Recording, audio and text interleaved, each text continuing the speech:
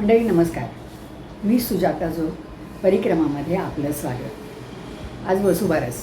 आजपासून दिवाळीची खऱ्या अर्थानं सुरुवात झाली आणि माझे 40 व्हिडिओ पूर्ण झाले. ज्यावेळी मी सुरुवात केली तेव्हा मला वाटलंही नव्हतं की मी इतकं सातत्य राखू शकेन, पण तुमचं सगळ्यांचं प्रेम, तुमच्याकडनं मिळणारा प्रतिसाद यामुळे मी हे सातत्य राखू शकते आणि ईश्वरी कृपा हा त्याच्यातला 1% जो नेहमी आपल्याला आवश्यक असतो तो मला मिळाला आहे. त्यामुळे हे काम चाललं आहे व्यवस्थित. आणि याचंच दिवाळीचं निमित्त साधून मी तुम्हाला आज एक आवाहन करणार आहे. तुमच्यापैकी अनेक जण मला फोन करतात, माझ्या नंबरवर मेसेज करतात, जे मला ओळखतात आणि बोलतात, अभिप्राय देतात, काही वेळेला एखादी सूचनासुद्धा करतात. तर अशा सगळ्यांचं मला फार अप्रूप वाटतं की मंडळी खूप प्रेम करतात, खूप चांगलं मनापासून ऐकतात. पण हे सगळे मेसेज किंवा ह्या सगळ्या प्रतिक्रिया हवेत उडल्यासारख्या काही दिवसांनी निघून जातात. तर मी तुम्हाला आज एक विनंती करणार आहे की तुमच्या ज्या काही प्रतिक्रिया असतील त्या व्हिडिओच्या खाली मला कृपया कॉमेंट बॉक्समध्ये टाका, म्हणजे माझ्यासाठी त्या कायमस्वरूपी प्रोत्साहन देणाऱ्या अशा राहतील. तर साधारणपणे व्हिडिओच्या शेवटी असं म्हणण्याची प्रथा आहे, लाईक, कॉमेंट अँड शेअर वगैरे. सबस्क्राईब बऱ्याच लोकांनी केलं आहे, पण तुम्ही कॉमेंट्स करा, त्या मुद्दाम करा. मला आवडतील तुमच्या कॉमेंटचं स्वागत आहे. नवे नवे विषय सुचवा, अभ्यास करूनसुद्धा मला बोलायला आवडेल. तर आता थोडं दिवाळीकडे वळते मी परत. तर दिवाळी म्हटली की काही गोष्टी मनात आता ज्या नाही आहेत पण त्या मनात आपल्या फिक्स आहेत कायम. तर बळीप्रतिपदेचं एक आमच्याकडचं एक आहे की ते लोकांना कितपत माहीत आहे माहिती नाही. आमच्या घरी शेणाचे प्रतिपदेच्या दिवशी सकाळी शेणाचे बळी काढले जातात. आता शेणाचे बळी, ओलं शेण, ताजं गाय, आमच्याकडे गाय होती त्यामुळे गाईच्या शेणाचे ते बळी करायचे. ते कसे, तर बाजूने असा चौकोन शेणाचा करायचा अंगणामध्ये आणि त्याच्यामध्ये उजव्या आणि डाव्या कोपऱ्याला 2 छोट्या छोट्या गोवऱ्या करायच्या आणि ते चंद्र आणि सूर्य. आणि नंतर वारली चित्र तुम्ही थोडं डोळ्यासमोर आणा, वारली चित्र असतात ना तशा आकाराचे बळी आणि बळीची बायको, ही 2 त्या मोठ्या चौकोनामध्ये. आणि खाली तशीच छोटी 5 मुलं बळीची. हे सगळं तयार झाल्यानंतर त्याच्यावर झेंडूची फुलं व्हायची, एक पंती लावायची आणि करंजी आणि लाडू याचा नैवेद्य त्यांना दाखवायचा. ही बळीची पूजा झाली, बळीला नमस्कार करायचा वगैरे. आणि आम्ही ओटीवर बसून राहायचं. कशासाठी, तर ते लाडू आणि करंजी जी ठेवलेली आहे प्रसादाला, ती ते नेणारे ज्यांच्या नेतात नेहमी ते नेत आहेत की कावळे खात आहेत हे बघायसाठी आम्हाला थोडी राखण करावी लागेल.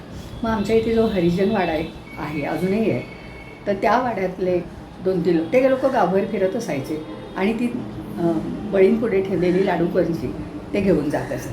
त्यांनी ती नेली की आम्ही मोकळे असायचो. ते एक बळींची आठवण आहे माझ्या समोर. नंतर रांगोळी तयार करणं, कारण दिवाळी म्हटली की रांगोळी आली. आपल्याकडे कुठल्याही शुभकार्याला रांगोळी येते. पूर्वी तर दरवाजाच्या उंबरठ्याच्या बाहेरसुद्धा रांगोळी कायम काढली जायची आणि हळदी कुंकू थोडं वाहिलं जायचं त्याला. तर रांगोळी बाबतीत असं एक मान्यता आहे की दारापुढे रांगोळी काढलेली असली की दुष्टशक्तींना घरात प्रवेशबंदी असते. दुष्टशक्ती किंवा नकारात्मक ऊर्जा घरात प्रवेश करू शकत, पवित्र वातावरण दिसतं, त्यामुळे वाईट शक्ती घरात येत नाही. त्यामुळे रांगोळी ही खरी तर नेहमी काढण्याची पद्धत होती. आता ती कमी झाली, सणावाराच्या निमित्ताने आपण काढतो. पण आपल्याकडे असं बघा, ओवाळ्याला ज्यावेळी आपण आपले भाऊ वगैरे बसतात किंवा पती बसतात किंवा कोणीही, म्हणजे अगदी दिवाळीची अंघोळ असते त्या दिवशीसुद्धा बघा पाटावर उठणं वगैरे लावायला घरातली मुलं बसतात, त्याच्या पाटाखालीसुद्धा रांगोळी काढली जाते. जेवणाच्या पंक्तींच्या भोवती रांगोळी काढली जाते. रांगोळीचं एकूण आपल्या समाजामध्ये खूप महत्त्व आहे आणि फक्त आपल्याच नाही आहे, बंगाल सगळीकडे आहे. तर काही ठिकाणी ती तांदूळची पिठी पाण्यात भिजवून करतात रांगोळ्या, बंगालमध्ये तशी करतात. काही ठिकाणी तांदूळ भिजत घालून 6-7 तास ते कुटायचं, नंतर त्याची पावडर करायची आणि ती पावडर पाण्यात घेऊन चिंधीनी त्या रांगोळ्या ते काढतात. आपल्याकडच्या रांगोळ्या, शिरगोळ्याची रांगोळी आताच्या काळात असते. शिरगोळा नावाचा एक दगड असतो, तो दगड कुटून त्याची पूड तयार केलेली असते, ती आता रांगोळी असते.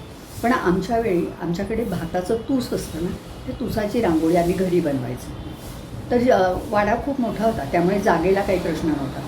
ते एक साधारण 2 ते 3 फूट उंचीचा तुसाचा डोंगर तयार करायचा आणि त्याच्यावर रात्री एक जळता निखारा चांगला मोठा तो ठेवून द्यायचा आणि ते जळते तिथे. त्यानंतर 2 दिवसांनी, म्हणजे आज रात्री तो ठेवला की परवा सकाळी तो डोंगर सबंध काळा काळा झालेला असतो, तूच सगळं जळलेलं असतं. मग अगदी हलक्या हाताने त्याचा जो वरचा थर आहे, काळा भाग आहे, तो अगदी हळूहळू काढायचा आणि आतमध्ये जी त्या तुसाची राख झालेली असते, जळलेलं असतं, ती राख पांढरी शुभ्र राख असते, खरखरीत थोडीशी असते.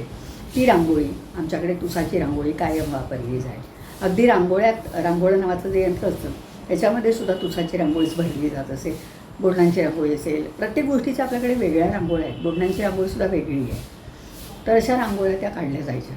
तर त्यासाठी तुसाची रांगोळी ही एक माझ्यासाठी दिवाळीची एक आधी तयारीपैकी एक आठवण आहे. नंतर पणतीच्या वाती वगैरे ते तेलाच्या केल्या पणत्या लावत असत. आता जर काय मेणबत्त्या नव्हत्या, आकाशकंदीलासुद्धा पणतीच ठेवली जायची.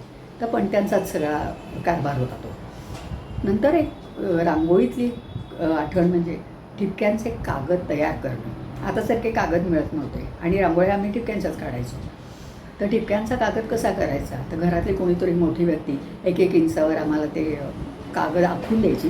त्यानंतर उदबत्तीने त्या कागदाला भोकं पाडायचं. जळत्या उदबत्तीने कागदाला भोकं पाडायचं, तेवढा भाग जमा, आणि मग तो रांगोळीचा कागद तयार व्हायचा. त्यातून रांगोळी ठिपके काढायचे आणि निवडायची रांगोळी साधी सोपी आणि काढायची. पण रांगोळीची रेष ही अत्यंत बारीक आली पाहिजे, यासाठी कटाक्ष असायचा. घरातले मंडळी दाखवायचे आम्हाला की किती जाड्या रेगा काढल्या आहेत. असं नाही, बारीक रेगा आली पाहिजे. हातातनं चिमटीतनं अगदी बारीक रांगोळी पडली पाहिजे, थोडी थोडी. हे करावं लागायचं. आताच्या रांगोळ्यांना त्यामानाने म्हणजे संस्कार भारतीच्या असतील किंवा मी ज्या पाहते त्या मला खूप सोप्या वाटतात ते काढताना. एक रांगोळीचा असा पुंचका ठेवायचा आणि नंतर बोटांनी त्या अशा करत जायचं, मोठं करत जायचं आणि पुढे पण असे ते पाचे करायचे, त्यातनं फूल निर्माण करायचं. तर हे कम्पॅरेटिव्हली मला जरा सोपं वाटतं. तर आताची रांगोळी आणि रंग वगैरे पण भरायला खूप जास्त संधी असते त्याच्यामध्ये. मोठमोठ्या रांगोळ्या, अर्थात मोठ्या रांगोळ्यांना घरी काढायला जागा नसते, त्यामुळे वेगवेगळ्या ठिकाणी पालखीच्या खाली असेल, वारकऱ्यांच्या इथे असेल, अशा वेगवेगळ्या सार्वजनिक उपक्रमांमध्ये त्या काढल्या जातात. रांगोळ्यांची प्रदर्शनंही भरवली जातात. मी लहानपणी शिकलेली एक रांगोळी आज मी तुम्हाला दाखवणार. त्याचं हे नाव आहे ज्ञानकमळ. त्याचं ज्ञानकमळ कसं, तर ज्ञानकमळ हे बोलून म्हणजे एकमेकांना छेद देणाऱ्या 8 रेघा काढायच्या आणि प्रत्येक रेघेच्या पुढे 4-4 ठिपके काढायचे. रेघेचं टोक हे पहिला ठिपका समजायचा. आता मी तुम्हाला दाखवते ते कसं ते. तर हे अशा प्रकारे ही रांगोळी तयार होते. पण मध्ये तुम्ही थांबायचं नाही काढताना, किंवा तुमचं लक्ष इकडचं तिकडेही जाता कामा नये, कारण ठिपके तुमचे चुकू शकतील. तर ही रांगोळी मी शिकले आणि ती प्रत्येकाला यावी अशी अपेक्षा होती. आमच्या घरी किती लोकांना येते मला माहिती नाही, पण मी शिकले आणि मला येते, अजूनही काढते मी. तर मला यायला लागल्यानंतर मग गोकुळाष्टमीला असेल किंवा घरात गणपतीसमोर अशी कधी मला ती काढावी लागली. शिकताना मला ती आवडली नव्हती. खूप कॉम्प्लिकेटेड, गुंतागुंतीची रचना तिची होती. त्यामुळे ती त्यावेळी मला फार खूप आवडली नाही आणि कठीणही वाटलं की ते सारखं बोलत जायचं. पहिल्याचा तिसरा, तिसऱ्याचा पाचव्या, पाचव्याचा दुसऱ्या, दुसऱ्याचा चौथ्या, चौथ्याचा पहिल्या, हे सतत बोलत जायचं आणि ठिपके एकमेकांना जोडत जायचं. तर एकदा ते पाठ झाल्यानंतर मजा यायला लागली, पण सुरुवातीला ते जरा कठीण होतं. तर ही एक ज्ञानकमळाची रांगोळी मला चांगली आठवते आणि बाकी रांगोळ्या आम्ही ठिपक्यांच्याच काढत होतो. तर या काही आठवणी. आणि रांगोळी काढून झाली, आणखी एक महत्त्वाचं की रांगोळी काढून झाली की त्याच्या दोन्ही बाजूला रंग कुठले, तर विशेष करून आमच्याकडे लाल रंग असायचा, त्याच्यात पांढरा मिसळला की तो गुलाबी वगैरे आपल्याला हवी ती शेड तयार होईल, आणि हिरवा रंग असायचा. हिरव्यामध्ये पण त्या प्रमाणात रांगोळी मिसळून आपल्याला हवा तो रंग तयार करायचा. म्हणजे फुलं पानं हेच किंवा ते एक डब्यांची रांगोळी म्हणून होती, टिपक्यांचीच. तर ती काढली जायची आणि रांगोळी काढून चौकोन तो तयार झाल्यानंतर त्याच्या दोन्ही बाजूला सतरंजीला जशा दशा असतात ना, तशा त्या दशा रांगोळीच्या अशा रेघांनी काढायच्या. आणि रांगोळीतला रंग भरल्यानंतर जो उरलेला भाग असतो, त्या उरलेल्या भागावर कोळशाची काळी पूड चाळीतनं चाळून ती पूड भरून त्याला एक उठाव आणायचा आणि त्या दशा आणि तो कोळसा, त्यामुळे त्याला एका गालीच्याच त्याला एक स्वरूप यायचं, तसं दिसायचं ते. रांगोळ्या काय एवढ्या आमच्या रेखी वगैरे नसायच्या, पण तो काळा रंग शोभा आणायचा आणि त्या दशा ऐकून बरं वाटायचं बघताना. रांगोळीच्या काही आठवणी. आणि रांगोळीच्या आणखी 2-4 आठवणी माझ्याकडे आहेत. त्या गावामध्ये काही लोक होते, तर ते तरंगत्या रांगोळ्या काढायचे. म्हणजे लाकडाचा जो भुसा असतो ना, तो पाण्यावर टाकायचा, भुसा तरंगतो आणि त्या भुसावर रंगाने रांगोळी काढायची.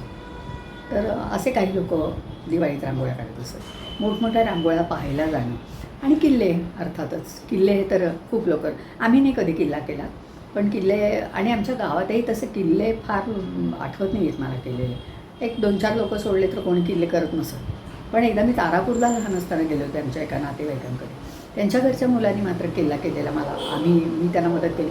किल्ला केलेला मला आठवतो आहे. त्याच्यासाठी हिंगाच्या डब्या, असं वेगवेगळं साहित्य घरात, बाटल्या बिटल्या असं काही काही वापरून मातीचा चांगला एक 2 फूट उंचीचा किल्ला, मग ते सैनिक, मग ते घरातले खेळण्यातले सैनिक वगैरे ते त्यांनी त्याच्यात लावलं होतं. तो किल्ला एक आठवतो आहे मला. बाकी आमच्याकडे किल्ला वगैरे काही प्रकार नव्हता. आणि दिवाळीच्या दुसऱ्या दिवशी होणारा अन्नकोट हा एक प्रकार असायचा.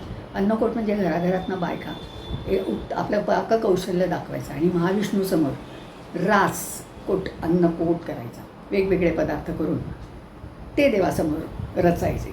हा एक मला प्रकार आठवतो आहे.